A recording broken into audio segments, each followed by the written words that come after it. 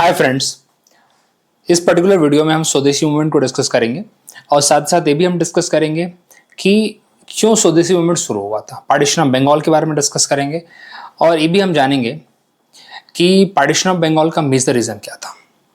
इससे पहले आपको बता देना चाहता हूँ कि जो हिस्ट्री का पहला वीडियो था मेरा, उससे मैंने मॉडरेट फेज को पूरा डिस्कस किया है, जिसमें मैंने एनसीईआरटी का भी कंटेस्ट लिया है और आपको बताया है कि कौन कौन सी चीज़ों के ऊपर पीआईक्यू बन चुके हैं।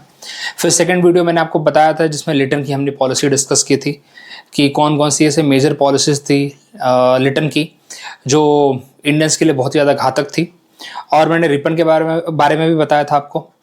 एंड मतलब उसके बाद मैंने आपको फिर डिस्कस किया था, एक और वीडियो था जिसमें हमने डिस्कस किया था कि क्यों जो मॉडरेट्स की पॉलिसी थी, जो 15 से 20 साल का जो टाइम था, वो क्यों एक बहुत इफेक्टिव टाइम नहीं था। उससे हमें कोई खास आउटपुट देखने को नहीं मिलता है। जो लीडर्स नए नए उभर के आ रहे हैं वो मॉडरेट से खुश नहीं हैं। वो चाहते हैं कि मास नेशनलिज्म हो। वो एक रीज़न ढूंढ रहे हैं, ऑल्दो अपने अपने एरिया में सक्रिय हैं, लेकिन उनका इफेक्ट एक बड़े लेवल पे नहीं है। अब तिलक जी से पहले ऐसा नहीं कि कोई नेता बड़े नेता नहीं थे, लेकिन एक पर्टिकुलर रीजन में थे। स्वदेशी मूवमेंट ने उनको एक मास लेवल पे, एक बड़े लेवल पे नेता बनाया, तो वैसा वो मौका देख रहे हैं। तो इसीलिए अब यहाँ पे ये सब चीज़ें हम डिस्कस करेंगे। स्वदेशी मूवमेंट का पूरा चिट्ठा यहाँ पे देखेंगे। और उससे पहले एक छोटा सा रिकैप ही हम देखना चाहते हैं इसके अंदर कि मतलब what led to the nationalism की जो ग्रोथ थी ना, मतलब किस बेसिस पे शुरू हुई। कोई तो थॉट चालू हुआ होगा ना, अचानक से तो नेशनलिज्म चालू नहीं होता। तो हमारे जो लीडर्स थे उनको ये बात अभी तक समझ में आ चुकी थी कि ब्रिटिशर्स इंडिया को सिर्फ एक्सप्लॉइट करने के लिए हैं। इंडिया में कोई वो पॉजिटिव आउटकम नहीं लाना चाहते हैं, इंडिया के लोगों के लिए कोई काम नहीं करना चाहते हैं। ये सबसे मेजर चीज समझ में आ चुकी थी। तो कांग्रेस का पर्पस जो स्टार्टिंग में बना था कि हम प्रेयर से, पेटिशन से, रिक्वेस्ट से, कॉन्स्टिट्यूशनल एजुटेशन से सुधार करेंगे, वो हो नहीं पा रहा था। तो 15 से 20 साल का जो कार्यकाल था वो उसमें बहुत इनफ रिजल्ट नहीं आया था। ये तो पहला रीजन था। उसके बाद इंटरनेशनल लेवल पे ऐसी बहुत सारी घटनाएं हो गई थी जिससे क्लियर हो गया था कि यूरोपियंस सुप्रीम नहीं है और यूरोपियंस को हराया जा सकता है। और बहुत एक छोटे से कंट्री ने, जापान ने, एक छोटी सी कंट्री जिसने एक इंडस्ट्रियल पावर उभर के आया है वो, और उसने रशिया को डिफीट किया 1905 में। इथोपिया ने इटली को डिफीट किया। आप समझ सकते हो, इथोपिया एक अफ्रीकन कंट्री जिसने एक यूरोपियन कंट्री को डिफीट किया। बोर वॉर में ब्रिटिशर्स एक बहुत ही उन्हें मात खानी पड़ी। तो जब ये सब चीजें हमें देखने को मिल रही थी, और एजुकेशन भी उस टाइम हम, ऑफकोर्स ही बात है, एजुकेशन का ग्रोथ तो हो ही रहा था। लोग पढ़ रहे थे, लोग समझ रहे थे, लोग बहुत सारे न्यूज आर्टिकल्स देश विदेश में क्या हो रहा है इसको देख रहे थे। तो इससे उन्हें समझ में आ रहा था कि हमें भी अब मास लेवल पे, बड़े लेवल पे एक मास मूवमेंट करना पड़ेगा। ये छोटे छोटे रीजन में रह के काम नहीं चलेगा अभी, और अगर जरूरत पड़े तो खुद की जान कुर्बानी देनी है तो देंगे। ये फीलिंग मॉडरेट्स में नहीं थी। मॉडरेट्स में इस फीलिंग की बहुत बड़ी कमी थी कि अपने खुद, आप अगर एक बता दीजिए कौन सा ऐसा मॉडरेट नेता है जिसने अपने लिए, देश के लिए जान दी। मैं तो आप उसको हाथों पे, ऐसे उंगलियों पे नहीं गिना सकते आप, ठीक है। सब कहीं ना कहीं काफी इन्फ्लुएंशियल थे। सब बड़े जमींदार के वो थे, उनका भाई फॉरेन में पढ़ के आते थे वो लोग। तो ये लेवल था उनका। वो साल में एक बार मिलते थे दिसंबर के महीने में। इसको वो अपने अलग अलग नाम दिए थे, अलग अलग लीडर्स ने। वार्षिक मेला किसी ने कहा था, किसी ने बोला था 3 दिन का तमाशा है। तो अलग अलग नाम इसको दिए गए थे, क्योंकि सच बताऊं तो 3 दिन की मीटिंग करते हो जिसको कॉन्फ्रेंस बोलते थे, जिसके लिए हमें पढ़ना पड़ता है आईएनसी की मीटिंग कौन सी कब हुई थी, वही 4 दिन मिलते थे। और क्या कर रहे हैं। सो दैट्स वाई उनका जो तरीका था वो हमें नागवार गुजरा, सिंपल सी बात है। और भी 2-3 चीजें जो यूरोपियंस कर रहे थे, बेसिकली ब्रिटिशर्स कर रहे थे। बहुत ज्यादा वेस्टर्नाइजेशन हो रहा था, क्योंकि आखिरकार देखो, तुम्हें लग रहा होगा कि सिर्फ लोगों को दबा के नहीं, किसी के भी कल्चर को खत्म करना, तो सबसे पहले उनके जो एजुकेशन को हिलाना पड़ता है। आज भी हम एजुकेशन हिला हुआ है हमारा। आज भी हम एजुकेशन में इतने दबे हुए हैं कि आज भी हमारा एक सिस्टम कहता है कि आपको पढ़ाई करके नौकरी करनी है, पढ़ाई करके समाज सुधार की बात, पढ़ाई करके कुछ समाज में कुछ बेहतर करने की बात कभी नहीं होती है। पहले ये बात होती है कि नौकरी करनी है, ठीक है। तो एक नौकर बनाने की जो प्रथा है ना, वो हमने मतलब हमारी अपना एक कल्चर हुआ करता था, अपना अपने तरीके हुआ करते थे। लेकिन ये नौकरी करने की जो प्रथा है उनकी जब से आई है, मैकॉले भाई साहब की है, तो उन्होंने हमारे रीढ़ की हड्डी तोड़ना चालू कर दिया था।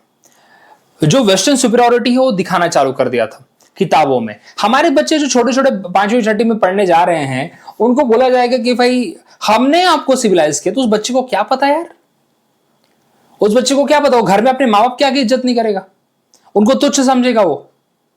ये होता था, ये होता था।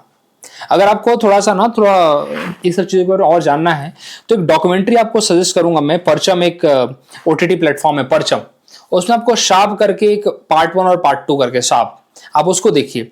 बहुत क्लियरली बताया कि कैसे एजुकेशन एक रीढ़ की हड्डी है हमारी, और उसको अगर कोई हार्म करता है तो समझ लो मतलब आगे की, हम समझ लो कि आगे की 100 साल की हम अपने जो है ना जनरेशन, उसको खराब कर रहे हैं।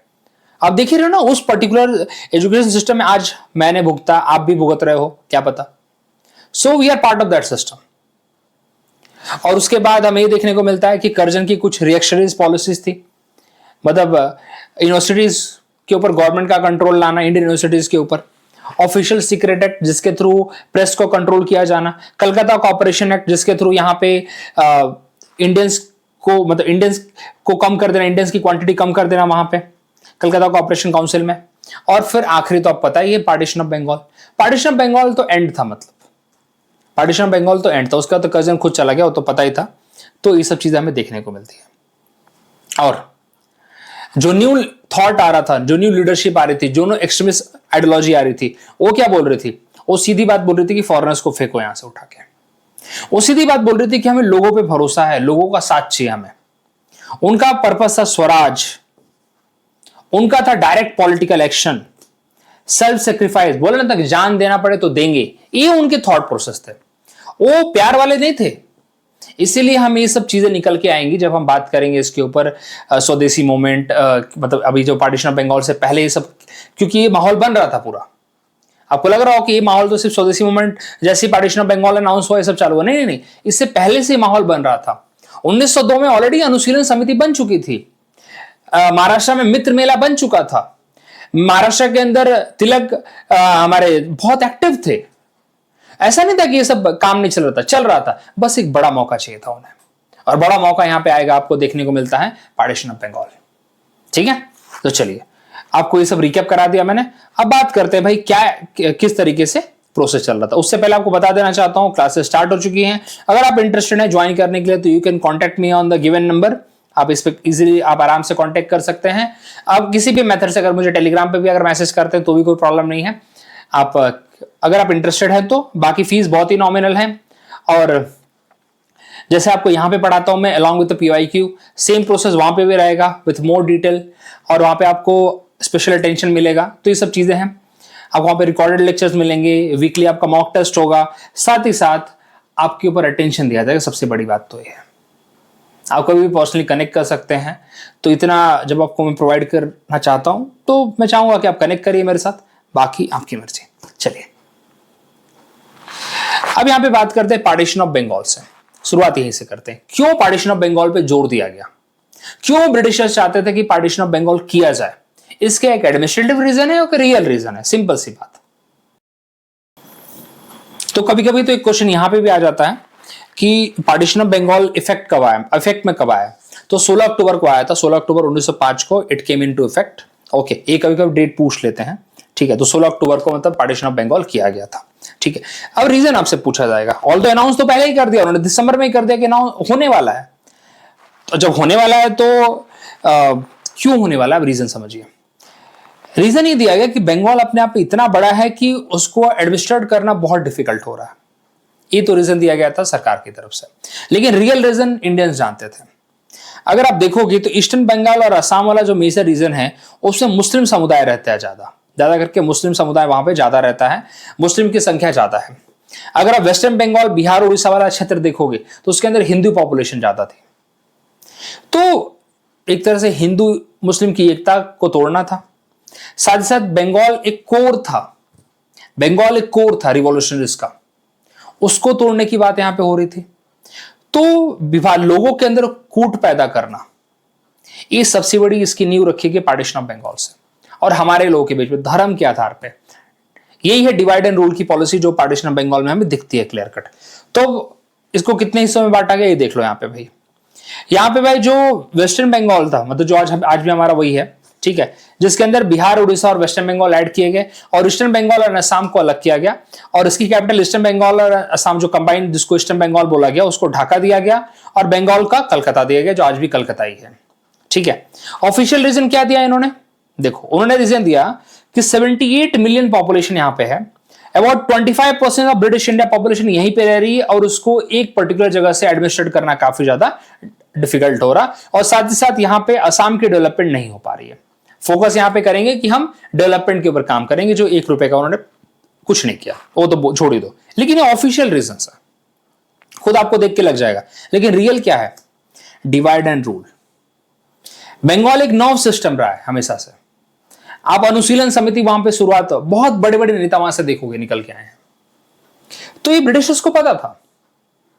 इंडियन नेशनल कॉन्फ्रेंस वहां पे बनी हुई है, ठीक है, इंडियन लीग बनी हुई है वहां पे, तो वो छोटा मोटी जगह नहीं थी वहां पे। सुरेंद्रनाथ बनर्जी वहां से आते थे, ठीक है, अरविंदो घोष है वहां पे, बिपिन चंद्रपाल है वहां पे, वो लोग उस पर्टिकुलर रीजन में काफी काम कर रहे हैं।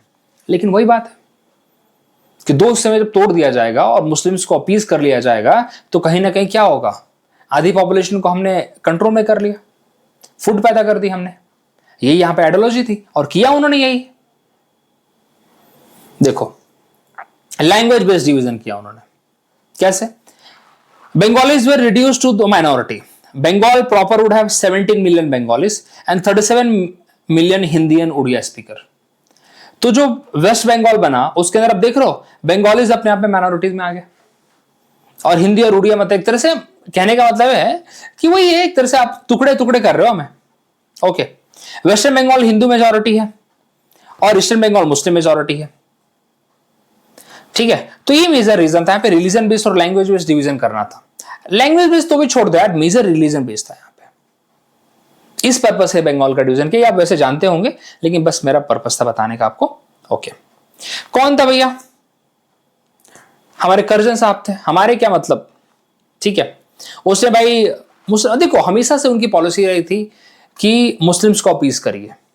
वो जानते थे इस चीज को। और मुस्लिम के बहुत बेकार नेता, जो मैं उनका नाम क्या लूं, सैयद अहमद खान, मतलब जिन्होंने सिर्फ प्रोपोगेंडा फैलाया, जिन्होंने सर की उपाधि ले रखी, बस सिर्फ नाम चिपका रखा कि अलीगढ़ यूनिवर्सिटी हमने फॉर्म की, ये कुछ काम नहीं किया इन्होंने। तो ऐसे लोग जब हमें देख के आते हैं, मतलब तो कहीं ना कहीं फूट तो दरार ये लोग ही पैदा करते हैं। नवाब थे ढाका के, सलीमुल्लाह खान, भाई वो तो हैप्पी थे बिल्कुल, बोले हाँ अच्छी बात है। उनको प्रॉपरली मिंटो ने बोला था कि स्वदेशी मूवमेंट के अंदर don't let the Muslims take part from the east Bengal. इसलिए आप देखेंगे कि ईस्ट बंगाल के अंदर स्वदेशी मूवमेंट के अंदर मुस्लिम से पार्टिसिपेट तो किया, लेकिन ईस्ट बंगाल के मुस्लिम से बहुत कम पार्टिसिपेट किया, ना के बराबर पार्टिसिपेट किया। वेस्ट बंगाल के मुस्लिम ने जरूर किया, लेकिन ईस्ट बंगाल ने नहीं किया। एक सिमिलर डेलीगेशन होता है जिसके अंदर मुस्लिम रिक्वेस्ट करते हैं, जो सलीमुल्लाह खान, आगा खान, ये लोग रिक्वेस्ट करते हैं कि भाई हमें क्या चाहिए, हमें सेपरेट इलेक्टेड चाहिए। मिंटो लाता है 1909 में, मिंटो मॉरल मिंटो रिफॉर्म आता है 1909 में, वो सेपरेट इलेक्टेड दे दिया जाता है। आपको क्या लगता है ये अपीजमेंट पॉलिसी नहीं है? यही चीज अब यहां से चालू हो रही है, जिसकी न्यू पार्टीशन ऑफ बंगाल ने बो दी है, ठीक है। एम क्या था? मुस्लिम कम्युनिस्ट डेवलप करना अगेंस्ट द कांग्रेस। तो उन्होंने बाद में डेवलप किया ना मुस्लिम लीग को। इसके बाद ही हमें देखने को मिलेगा 1906 में मुस्लिम लीग बनेगी। चिंता क्यों करते हैं आप, ठीक है, वो भी बताऊंगा आपको मैं। और ढाका में ही बनेगी बाय द वे। चलिए, अब 1903 से लेकर 1905 तक क्या हो रहा था, क्योंकि देखो एग्जाम में क्वेश्चन आते हैं, थोड़ा एग्जाम पॉइंट ऑफ व्यू से जानना जरूरी है। वो तो आपकी समझदारी के हिसाब से बता दिया मैं, जिससे आप कनेक्ट करिए चीजों को। अब जरा एग्जाम पॉइंट ऑफ व्यू से देख लेते हैं कि क्या क्या चीजें आती हैं। देखो, जो बंगाल के कुछ इंपॉर्टेंट नेता, सुरेंद्रनाथ बनर्जी, भाई बहुत बड़ा नाम है उस टाइम का। ओके, इन्होंने पिटीशन डाले गवर्नमेंट को, मतलब वही पिटीशन वाले मेथड है कि आप भाई मत करिए, ठीक है, रोक लीजिए इसको, बहुत रिक्वेस्ट किए गए, बहुत रिक्वेस्ट किए गए गवर्नमेंट को, लेकिन गवर्नमेंट बिल्कुल मूड में नहीं थी। के मित्रा, ठीक है, पृथ्वी चंद्र रे, बहुत मतलब इन्होंने मेमोरेंडा, पैम्पलेट, ये सब इन्होंने काम किया। एक क्वेश्चन आपको यहां से पूछा गया है इससे पहले भी कि कौन कौन से न्यूज़पेपर उस टाइम पे मतलब स्वदेशी मूवमेंट से डील करते हैं, स्वदेशी मूवमेंट से रिलेटेड हैं, तो तीनों न्यूज़पेपर का नाम पूछ रखा है, तीनों के तीनों इंपॉर्टेंट है, हिताबदी, संजीवनी और बंगाली। ये तीनों न्यूज़पेपर आपसे क्वेश्चन पूछे गए हैं एक बार कि तीनों न्यूज़पेपर किससे एसोसिएटेड हैं, तो तीनों न्यूज़पेपर जो एसोसिएटेड हैं वो है स्वदेशी मूवमेंट से। Just give me a minute. स्वदेशी मूवमेंट से एसोसिएटेड है, ठीक है, एग्जाम में क्वेश्चन पूछा हुआ है, ठीक है। पर्पस वही था कि लोगों मतलब पब्लिक ओपिनियन डेवलप करना। ये सब क्यों कर रहे हैं लोग, एक गवर्नमेंट के अगेंस्ट पब्लिक ओपिनियन डेवलप करना, ठीक है, लोगों को अवेयर करना कि सरकार क्या करना चाहती है, क्या रियल रीजन है सरकार का। यही सभी लोग पब्लिक मीटिंग ये सब जो कर रहे हैं ना, यही तो कर रहे हैं लोग। और जब ऑफिशियली 7 अगस्त को, देखो दो चीज आपको दो डेट दिमाग में रखने, एक 7 अगस्त 1905 आपको दिमाग में रखना है और एक 16 अक्टूबर 1905 आपको दिमाग में रखना है, क्योंकि ऑफिशियल अनाउंसमेंट 7 अगस्त को हुई थी। ऑल्दो बात आ चुकी थी 1903 में ही बात आ चुकी थी कि बंगाल डिवाइड होगा, लेकिन ऑफिशियल अनाउंसमेंट उसके 7 अगस्त को हुई है और ऑफिशियल एक्ट जो हुआ है पास वो 16 अक्टूबर को हुआ है। दो डेट आप भूलेंगे नहीं, ठीक है। तो जिस दिन ये 7 अगस्त को डिक्लेयर होता है, ऑफिशियल डिक्लेयर होता है, उसी दिन हमें देखने को मिलता है कि कलकत्ता टाउन हॉल में एक फॉर्मल प्रोक्लेमेशन जारी किया जाता है, एक फॉर्मल प्रोक्लेमेशन जारी किया जाता है फॉर द स्वदेशी मूवमेंट। और क्या मैसेज दिया जाता है, मैसेज ये दिया जाता है कि जितने भी फॉरेन गुड्स हैं, मैनचेस्टर के क्लोथ जो आ रहे हैं इंग्लैंड से, लिवरपूल की जो सॉल्ट आ रही है, उसको हम यूज नहीं करेंगे। तो अब यहां से जैसे ही पार्टीशन ऑफ बंगाल चालू होता, उसके बाद से ही कलकत्ता टाउन हॉल में मीटिंग रखी जाती है, ऑफिशियली अनाउंस किया जाता है कि हम स्वदेशी मूवमेंट अब लॉन्च कर रहे हैं। और स्वदेशी मूवमेंट अगर पूछा जाए कि शुरुआत कहां से है, तो बंगाल से है। कहां से है? बंगाल से। चलिए अब यहां पे देखिए, बैकआउट रेजोल्यूशन पास होता है, ऑल्दो, और जिस दिन डिक्लेयर होता है, जिस दिन मतलब पूरी तरह से उस दिन as a day of mourning celebrate किया जाता है, मतलब एज अ बहुत दुख का डे है। बहुत सारे लोग जो स्पेशली ईस्ट वेस्ट बंगाल के, आपको वापस बोल रहा हूं मैं, गंगा में जाते हैं, गंगा मतलब वही हुगली अपना, ओके, जाते हैं वहां पे, बात करते हैं, एक दूसरे को राखी बांधते हैं, रक्षाबंधन सेलिब्रेट करते हैं। क्वेश्चन पूछा हुआ है आपको। रविन्द्रनाथ टैगोर लिखते हैं अमार सोनार बांग्ला, जो बाद में हमें अभी भी नेशनल एंथम बांग्लादेश का है वैसे, तो अमार सोनार बांग्ला इन्होंने उसी टाइम पे लिखा था, ये भी क्वेश्चन पूछा हुआ है। मास गैदरिंग की जाती है भाई सुरेंद्रनाथ बनर्जी, आनंद मोहन बोस, इन लोगों द्वारा। अब देख रहे पूरी तरह से यहाँ पे बंगाल एक्टिव है, बंगाल ऑन फायर ऐसा बोल सकता हूं आप, तो कोई प्रॉब्लम नहीं है यहाँ पे, ठीक है। तो 16 अक्टूबर बहुत इंपॉर्टेंट डे है, 16 अक्टूबर को सारी एक्टिविटी 16 अक्टूबर को हो रही है आपकी, ठीक है, तो इसको आप भूलिएगा मत। उसके बाद सुरेंद्रनाथ बनर्जी, आनंद मोहन बोस, ये दो बड़े बड़े जो नेता हैं, लार्जेस्ट गैदरिंग करते हैं, ठीक है, पैसे रेज करते हैं। पर्पस वही है ना, पैसे रेज करना है यार, अब मास मूवमेंट कर रहे हैं तो पैसे तो चाहिए आपके पास, तो ये सारी चीजें वहां पे करते हैं वो लोग, ठीक है, इस बात को आप भूलिएगा मत। अब यहां पे एक चीज और आपको बता देना चाहता हूं, एक चीज बहुत इंपॉर्टेंट है यहां पे बताना चाहता हूं आपको मैं, ठीक है, सुनिए। एक सीडीएस में क्वेश्चन, सीडीएस ने आई थिंक यूपीएससी सीएससी में क्वेश्चन पूछा था कि बांग्य साहित्य परिषद, बांग्य साहित्य परिषद, बांग्य साहित्य परिषद से कौन जुड़ा हुआ था? तो रविन्द्रनाथ टैगोर इससे जुड़े हुए थे, रविन्द्रनाथ टैगोर। एंड एक और पर्सन है रामेंद्र सुंदर त्रिवेदी। क्या बोला मैंने? रविन्द्रनाथ टैगोर एंड रामेंद्र सुंदर त्रिवेदी, ये दो लोग इससे जुड़े हुए थे और दोनों सेक्रेटरी थे इस पर्टिकुलर परिषद के, बांग्य साहित्य परिषद के, ठीक है। और इन लोगों ने ही लोगों से अपील की थी कि आप रक्षाबंधन सेलिब्रेट करिए, मास गैदरिंग करिए, ये सब। तो बांग्य साहित्य परिषद का अगर नाम आता है, बांग्य साहित्य परिषद, किसका? बांग्य साहित्य परिषद। कौन से दो लोगों का नाम? रविन्द्रनाथ टैगोर एंड रामेंद्र सुंदर त्रिवेदी, दोनों सेक्रेटरी। और पीवाईक्यू है ये अलग से कुछ जो, अब देखो यार हिस्ट्री अपने आप में अनलिमिटेड है, मतलब हर एक छोटे छोटे मूवमेंट को अगर आप देखने जाएंगे तो परेशान हो जाएंगे। तो इसलिए जब पीवाईक्यूज आते हैं तो ये मेरी ड्यूटी बनती है, और जो भी पढ़ा रहा है कि पीआईक्यू आपको बताते रहे। तो ये आपको जो चीज बता रहा हूं, बांगे परिषद, साहित्य परिषद, जिसके 2 सेक्रेटरी थे यहाँ पे, रविन्द्रनाथ टैगोर और रामेंद्र सुंदर त्रिवेदी, इन लोगों ने लोगों को रिक्वेस्ट किया कि भाई आप मास गैदरिंग करिए, मतलब भाईचारा बढ़ाइए, ये सब चीजें, ठीक है। अब यहाँ पे हमें देखने को मिलता है ये सब चीज तो बंगाल में हो रही है, लेकिन हमें देखने को मिलता है कि जो स्वदेशी मूवमेंट था वो सिर्फ बंगाल तक नहीं रुका। इसका रोष हमें हर जगह देखने को मिलता है, पूना, बॉम्बे, फिर दिल्ली, उसके बाद दिल्ली पंजाब, फिर तमिलनाडु, हमें मद्रास में हमें ये सब चीज, यहाँ तक कि लीडर्स भी पूछे गए हैं कि पूना और बॉम्बे में कौन एक्टिव था, तो बाल गंगाधर तिलक थे। पंजाब में लाला लाजपत राय और अजीत सिंह, ये भगत सिंह के अंकल हैं, चाचा जी हैं। दिल्ली में सैयद हैदर रजा जी हैं, और मद्रास में चिदम्बरम पिल्ले जी हैं। ये बहुत बार एग्जाम में क्वेश्चन पूछा हुआ है कि स्वदेशी मूवमेंट के मैच द फॉलोइंग, स्वदेशी मूवमेंट के मैच द फॉलोइंग हमेशा पूछा हुआ है। तो ये चारों बहुत ही इंपॉर्टेंट है, पीवाईक्यू है आपका ये भी, ठीक है। अब चलिए, अभी तो अब बातें, और हमें देखने को मिलता है कि नेशनल फ्रंट पे अब आईएनसी क्या कर रही है यहाँ पे, ठीक है। जरा देखते हैं आईएनसी का क्या स्टैंड है यहाँ पे। आईएनसी इसको कंडेम तो करती है। कांग्रेस का सेशन होता है 1905 का, जो आपको देखने को मिलता है बनारस में होता है। बनारस में 1905 में सेशन होता है। गोपाल कृष्ण गोखले जिसको हेड करते हैं, कंडेम करते हैं और एंटी पार्टीशन और स्वदेशी मूवमेंट को सपोर्ट करते हैं। लेकिन एक यहाँ पे प्रॉब्लम है, कांग्रेस अभी तक इस मोड पे नहीं आ पाई है कि इसको मास मूवमेंट पूरे पैन इंडिया करना है। कांग्रेस अभी भी मॉडरेट्स उसको हेड है, मॉडरेट्स अभी भी उसके हेड हैं, और अभी भी वो पैन इंडिया में नहीं चलाना चाहते हैं इस चीज को ना। पैन इंडिया मतलब पूरे भारत में इसको नहीं बढ़ावा देना चाहते। वो चाहते हैं बंगाल का मैटर है, बंगाल में सीमित रहे। अभी भी इनका मैटर सिर्फ बंगाल तक है। इस पर्टिकुलर सेशन में इन्होंने इसको कंडेम तो किया है, लेकिन still not in favour of pan India. इस बात को भूलिएगा मत। उन्होंने कर्जन की पॉलिसी को पूरी तरह से कंडेम किया, इसमें प्रॉब्लम नहीं है। उन्होंने एंटी पार्टीशन की जो एजिटेशन है, स्वदेशी मूवमेंट जो बंगाल में हो रहा है, इसको भी सपोर्ट किया। लेकिन अभी तक इसके लिए कोई नारा नहीं दिया, स्वराज के बारे में कोई नारा नहीं दिया यहां पे अभी तक। यहीं पे हमें समझ में आता है कि जो एक्सट्रीमिस्ट थे वो चाहते थे कि इसको पैन इंडिया किया जाए, और मॉडरेट्स थे जो चाहते थे कि they want to limit this in a Bengal only.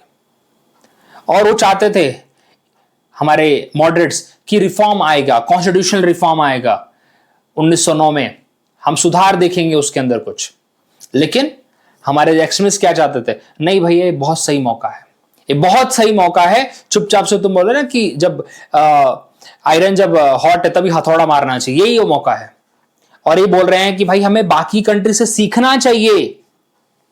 जो एक्सट्रीमिस्ट लीडर है वो बोल रहे हैं कि बाकी कंट्री से हमें सीखना चाहिए, हमें कनाडा से सीखना चाहिए, हमें ऑस्ट्रेलिया से सीखना चाहिए, जिन्होंने भाई अपने यहां पे autonomous rule, home rule league की बातें की हैं।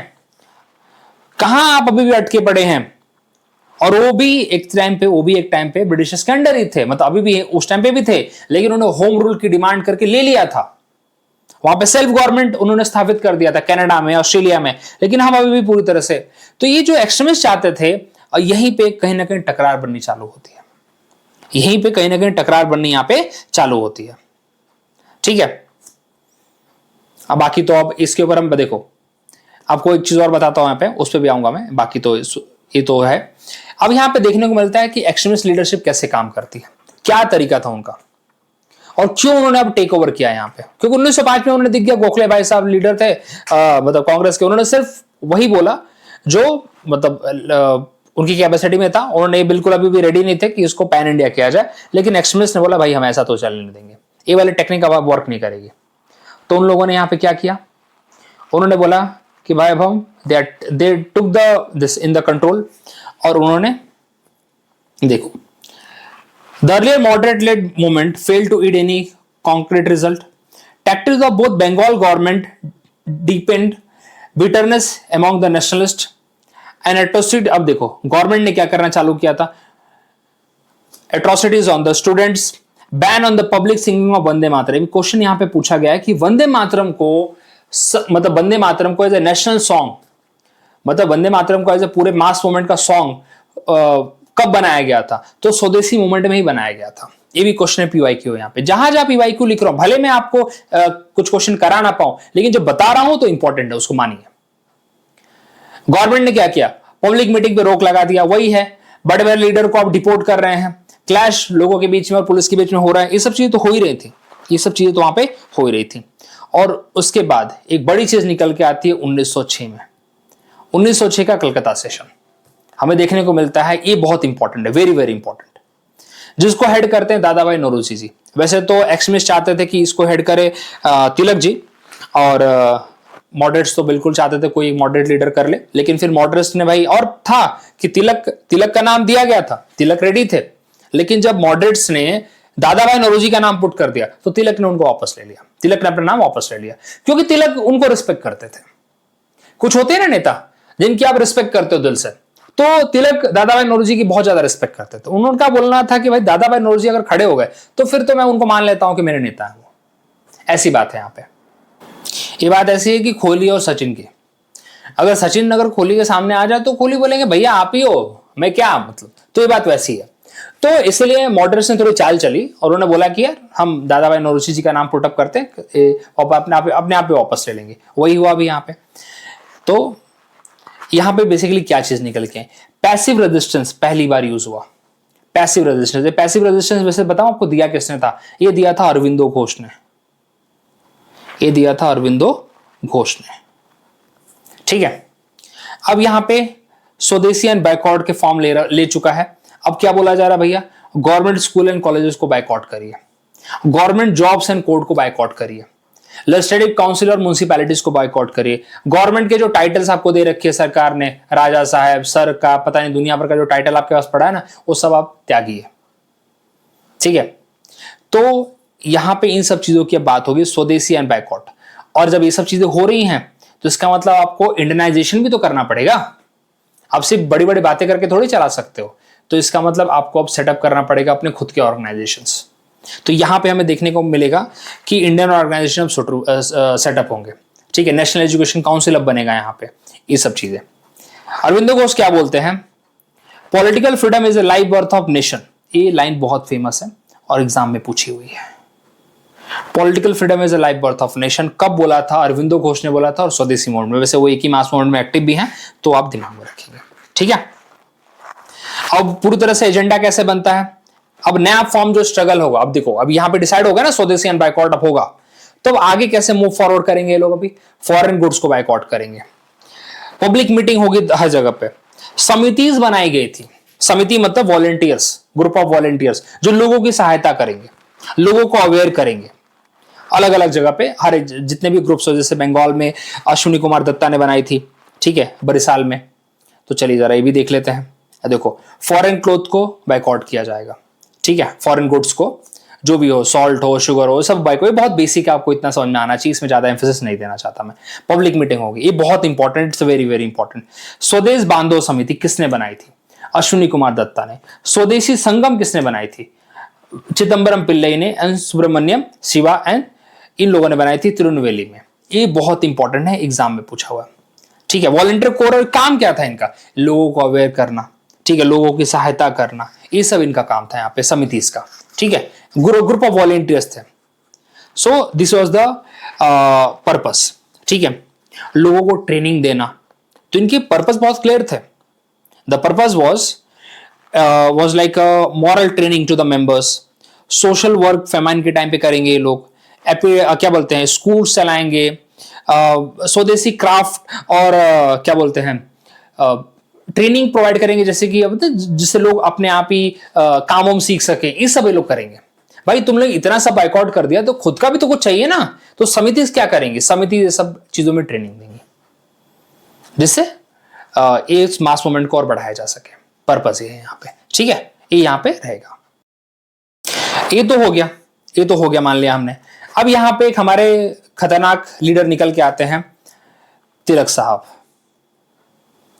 तिलक साहब क्या बोलते हैं, तिलक साहब का भी अपना तरीका था, बहुत सही तरीका था। आज भी महाराष्ट्र में उसी चीज को सेलिब्रेट किया जाता है बड़े धूमधाम से।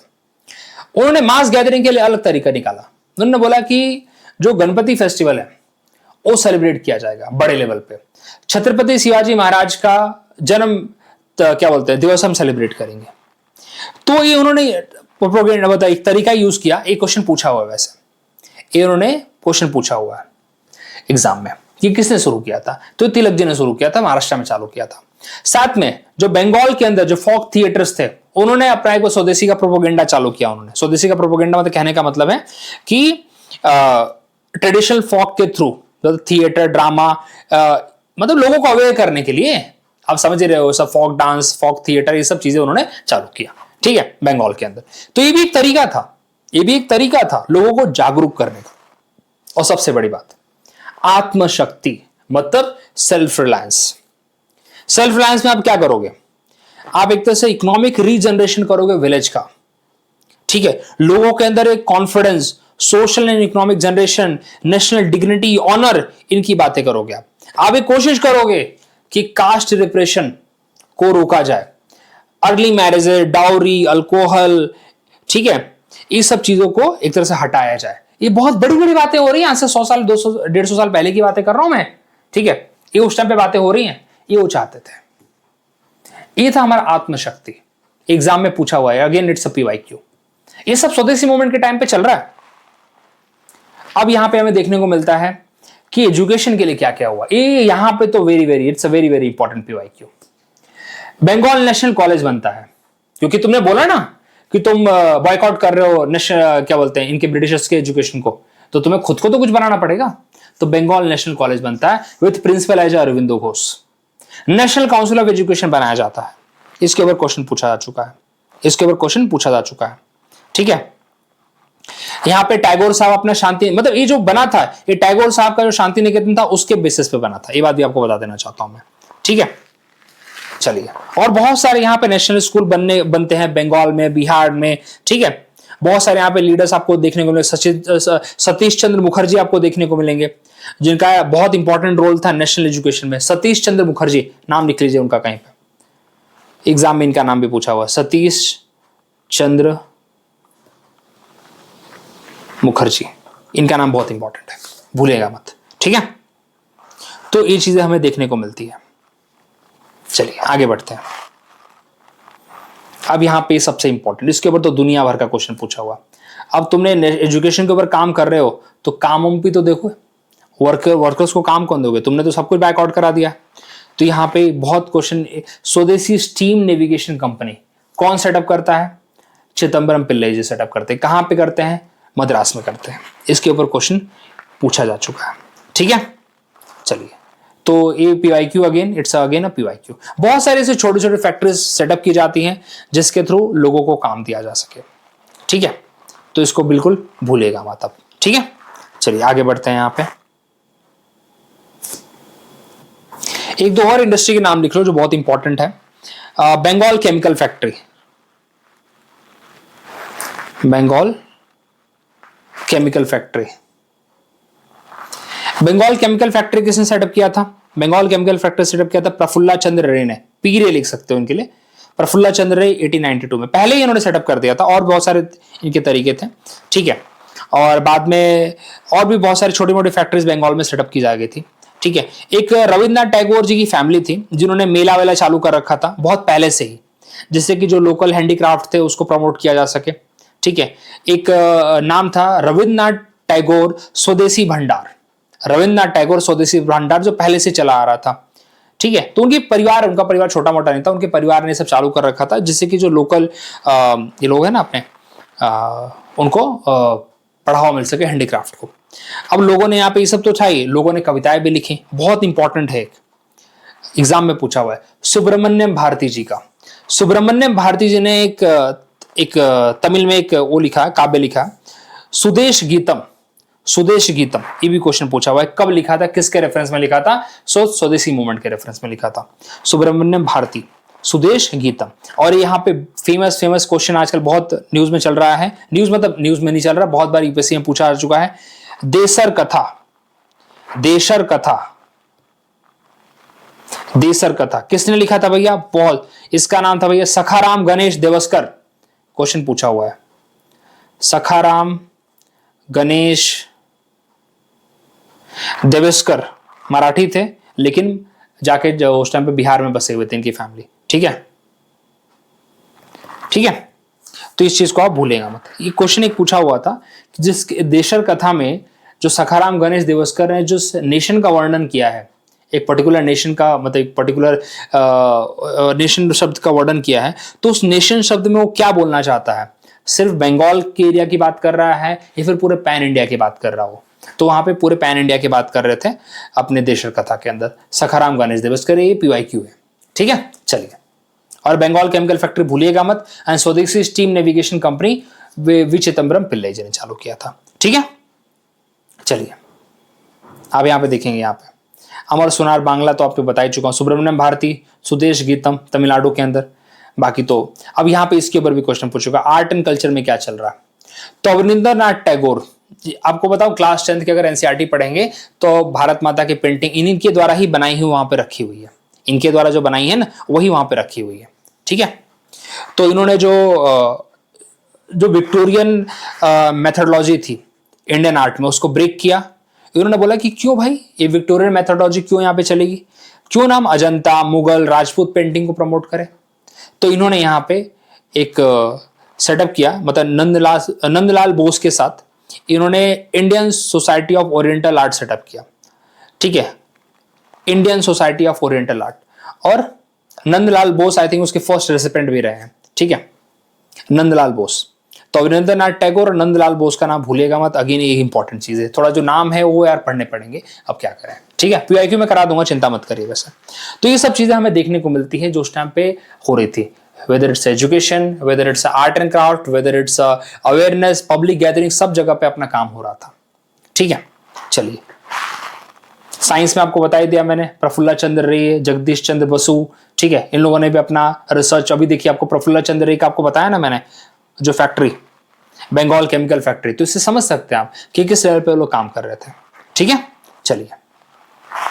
बाकी देखिए स्टूडेंट्स अपने लेवल पे काम कर रहे थे, पिकेटिंग, महाराष्ट्र हो, बंगाल हो, हर जगह पे। ठीक है, हर जगह पे गवर्नमेंट क्या कर रही थी, गवर्नमेंट वही उनको क्या बोलते हैं डिसअफिलिएशन, स्कॉलरशिप नहीं देना, जो छोड़ के जाएगा उसको मतलब एडमिशन नहीं देना, अरेस्ट करना, कॉर्पोरल पनिशमेंट, यही सब करेगी। और क्या, विमेन ने पार्ट तो लिया लेकिन उस बड़े लेवल पे नहीं किया। वुमेन का पार्ट, अगर आपसे एग्जाम में आए कि विमेन का पार्टिसिपेशन बिल्कुल नहीं था, तो देखो माफ करिए, विमेन का पार्टिसिपेशन था तो, लेकिन उतनी बड़ी मात्रा में नहीं था जितनी बड़ी मात्रा में हमें सिविल डिसोबीडियंस में दिखता है, उतनी बड़ी मात्रा में तो नहीं था, लेकिन था तो जरूर। ठीक है, तो चलिए। मुस्लिम्स में भी कुछ नाम है यहाँ पे, लेकिन हमें ये देखने को मिलता है कि बड़े लेवल पे नहीं थे। जैसे कि नवाब सलीमुल्लाह खान जो ढाका के थे, उन्होंने भाई इसको सपोर्ट किया, पार्टीशन को उन्होंने नहीं किया। All India Muslim league, again ये तो पूरा बना ही उन लोगों ने। ठीक है, लेबर अनरेस्ट हमें देखने को मिलता है। ओके, ये सब चीजें आप सिर्फ रैंडमली पढ़ सकते हो। सुब्रमण्यम शिवा, वी चिदम्बरम पिल्लई, जो तुतिकोरिन, तिरुवल्ली, ये लोगों ने तो काम किया ही किया अपना, इनकी बात यहाँ पे नहीं हो रही है। मेन यहाँ पे दिमाग में रखना है कि मुस्लिम्स ने बहुत कम पार्टिसिपेट किया, अगेन वही बात है यहाँ पे। ठीक है, तो ये है पूरा हमारा स्वदेशी मूवमेंट ऐसे लेड हुआ। अब आपसे क्वेश्चन पूछा जाएगा कि भाई फ्रिजल आउट कैसे हुआ, आखिरकार फ्रिजल आउट भी तो हो गया। 1907-8 में हमें देखने को मिलता है फ्रिजल आउट हुआ। तो देखो आपको करेक्ट डिटेल में एक चीज बताऊंगा सूरज स्प्लिट के बारे में, सूरज स्प्लिट के बारे में पूरी कहानी, अगेन यही सब चीजें चलेंगी, लेकिन आपके लिए पूरा रिकैप हो जाएगा और साथ ही साथ यहाँ पे। ठीक है, तो अगेन फ्रिजल आउट कैसे हुआ भाई, गवर्नमेंट रिप्रेशन काफी खतरनाक थे। एक प्रॉपर, अब देखो ये तो बड़ी बड़ी बातें बोलने की, ऑर्गेनाइजेशन स्ट्रक्चर एक प्रॉपर नहीं था। ओके, क्योंकि again difference of opinion work कर रहे थे, एक्सट्रीमिस्ट कुछ चाहते थे, मॉडरेट्स कुछ चाहते थे, और वही एक रीजन बना सूरज स्प्लिट का हमें देखने को मिलता है। ठीक है, बड़े बड़े लीडर्स को डिपोर्ट कर दिया गया, अरविंदो घोष और बिपिन चंद्रपाल पूरी तरह से रिटायर कर गए। ठीक है, उसके बाद हमें सूरज स्प्लिट तो देखने को ही मिलता है। So these are the reasons. Again middle class, upper middle class उतना एक्टिव हमें देखने को नहीं मिलता है। Fail to mobilise the mass, particularly the peasantry. Okay, तो यार कोई भी मास मूवमेंट आप 1-2 साल तक नहीं चला सकते हैं। आज आप खुद एक मास मूवमेंट को 2 दिन चला के देखिए, फंडिंग लगती है, पैसा लगता है उसको। ठीक है,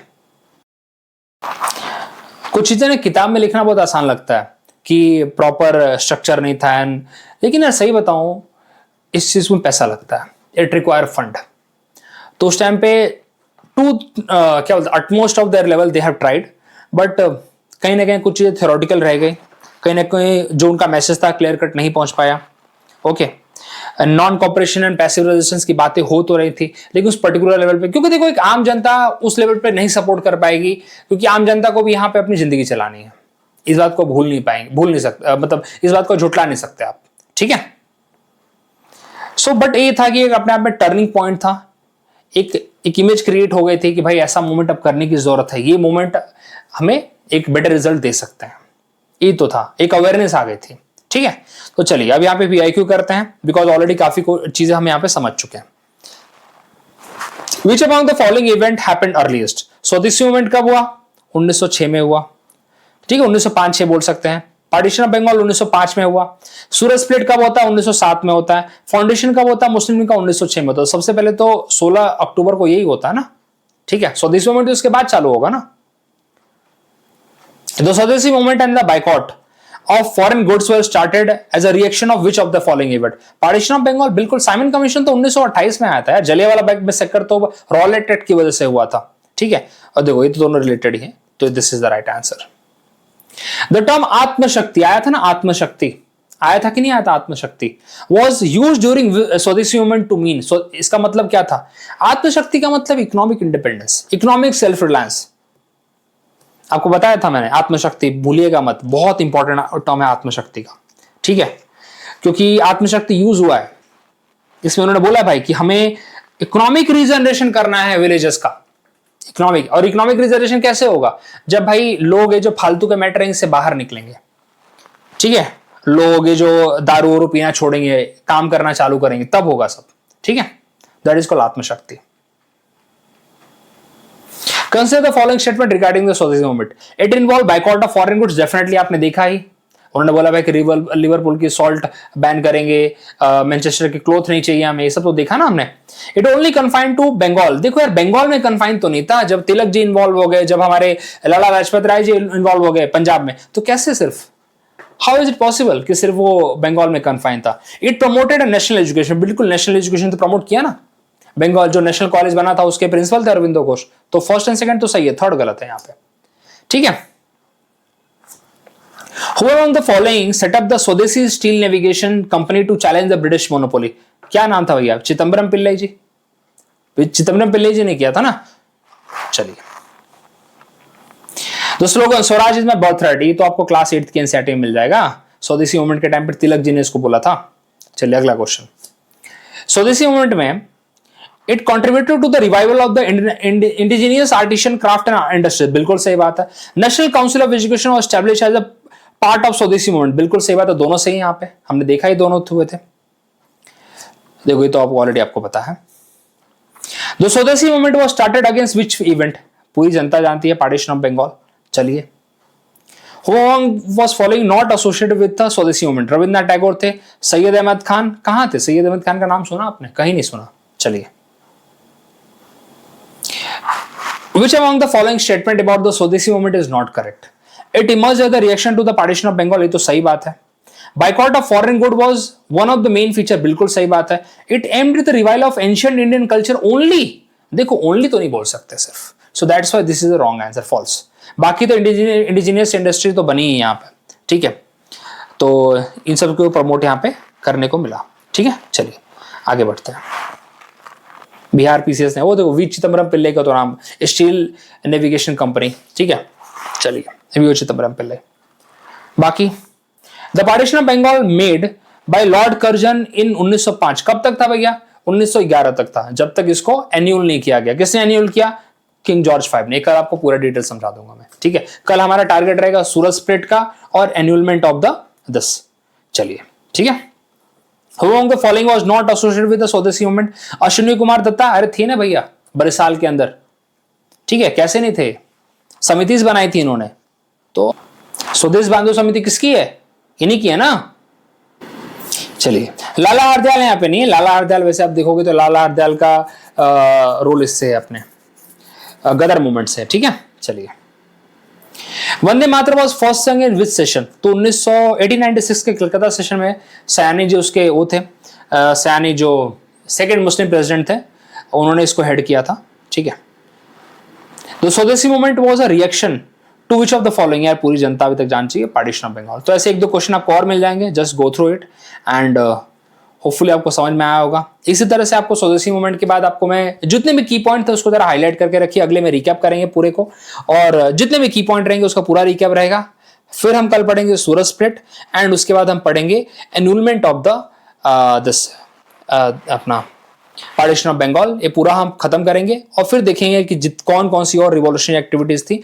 तो कल का हमारा ये टारगेट रहेगा। So thank you very much, मिलते हैं अगले वीडियो में।